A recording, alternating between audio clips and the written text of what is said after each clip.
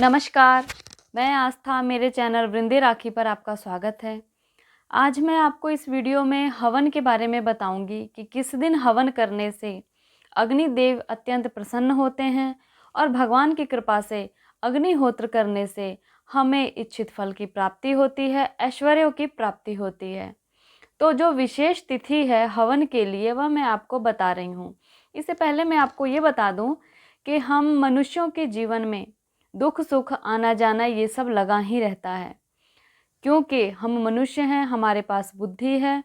तो हम अपने इन कष्टों के लिए, जो हमें सांसारिक कष्ट मिलते हैं जीव होने के कारण, इस कष्टों से मुक्ति पाने के लिए कुछ सोच सकते हैं, उपाय ढूंढ सकते हैं।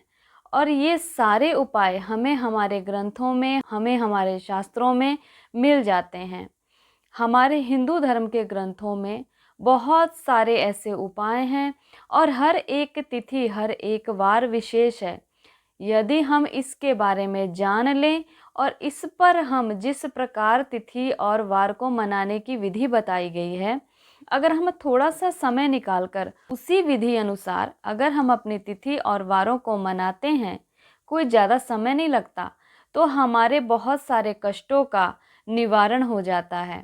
धन संबंधित परेशानियां दूर होती हैं, निरोगता प्राप्त होती है, संतान की इच्छा पूरी होती है, पितृदोष समाप्त होता है, भगवान प्रसन्न होते हैं और घर में खुशियां आती हैं। तो ये सब चीज़ें चाहते हैं हम सब, और इन सब चीज़ों के लिए हम दिन भर दौड़ भाग बहुत सारे कार्य करते हैं। परंतु यदि हम थोड़ा सा समय निकालकर अपने शास्त्रों का अध्ययन करें या किसी गुरु से जानें, समझें और फिर हम इसको अपने जीवन में उतारें, तो हमारा जीवन बहुत सरल हो जाएगा। जिन चीज़ों के लिए हम इतना भाग दौड़ करके भी फल को प्राप्त नहीं कर पाते, वह थोड़ी सी बस हम कठिनाइयों का सामना करते हुए समय निकाल कर अगर इन सब चीज़ों को करें, तो थोड़े से प्रयास से हम इन सब चीज़ों को प्राप्त कर सकते हैं। इसीलिए भगवान ने ऋषि मुनियों के द्वारा हमें ये ग्रंथ प्रदान किए हैं। तो चलिए, सबसे पहले मैं आपको बता दूं कि हमें किस दिन हवन करने से धन की प्राप्ति होती है, इच्छित ऐश्वर्यों की प्राप्ति होती है और हमसे भगवान प्रसन्न होते हैं।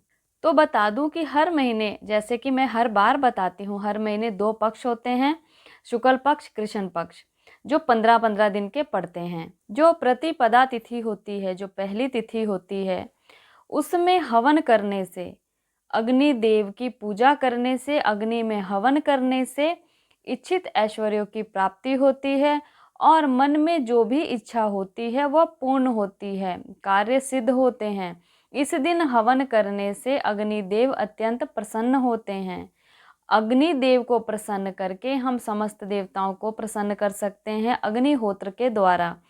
तो हमें घर में हवन स्वयं जरूर करना चाहिए। जब हम कोई व्रत करते हैं या उद्यापन करते हैं, इन तिथियों को हम हवन जरूर करें जो हम व्रत करते हैं और उद्यापन करते हैं। यदि हम व्रत में नहीं कर सकते हैं, तो हमें जब हवन हमें करना है तो हम उद्यापन वाले दिन जरूर करें। इसके अतिरिक्त हमें महीने में, 10 दिन में, 15 दिन में अपने घर में हवन जरूर करना चाहिए। अगर आप किसी पंडित पुरोहित से जुड़े हैं तो आप उनको बुला के हवन करवाएं, नहीं तो स्वयं भी आप हवन की विधि सीख लीजिए और स्वयं भी आप घर में हवन कर सकते हैं। घर में हम स्वयं हवन कैसे करें, उसके लिए भी मैं आपको एक वीडियो बना के बताऊंगी। क्या सामग्री लगती है वह भी मैं आपको बताऊंगी।